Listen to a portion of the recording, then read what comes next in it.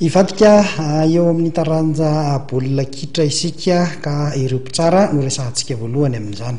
Ny farana tamin'ny fomba ofisialy tamin'ny izy malasa teo ary ilay fiofanana hanomena ireto mpitsara ireto.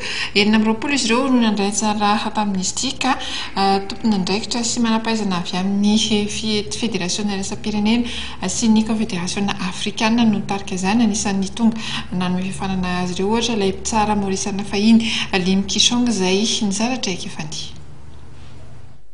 Mpitsara malagasy misa 20 avy ao amin'ireo likim-paritra manerana ny nosy no nahazo ny fiofanana nahatra 5 andro avy amin'ny FIFA sy ny CAF teny amin'ny ivitoeran'ny baolina kitra Karion. Fiofanana izay nomen'ny mpandrindra manokana fitsarana avy amin'ny FIFA Ahmed El Senawi sy ny manam-pahaizana teknika Lim Kishong any tompon'andraikitra ny fanomanana Arabata na Andoia Augustin. Nofarana tamin'ny fomba ofisialy izy mahatandro teo ity fiofanana avolenta ity. Nandritra izany fotoam-pamarana izany no ilelazany ireto manam-pahaizana FIFA ireto ny fahatsapan'ny fivoarana ny fomba fitsarana eto Madagasikara. Nampanantena izy ireo fa mbola ho avy hatrany hanome fiofanana ho an'ireo mpitsara malagasy ireo mba ho fampivarana ny kitra eto Madagasikara. Marena fa efa maro ny mpitsara baolina kitra no niatrika ny fitsarana sy ny fifaninanana iraisam-pirenena manana ny maizazy tatoato.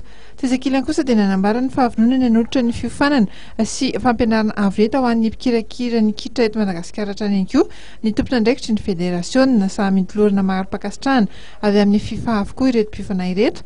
Tamin'izany ihany koa no mbola nahavaositra mpitsara mendrika indray any Amada na Mpiandraza.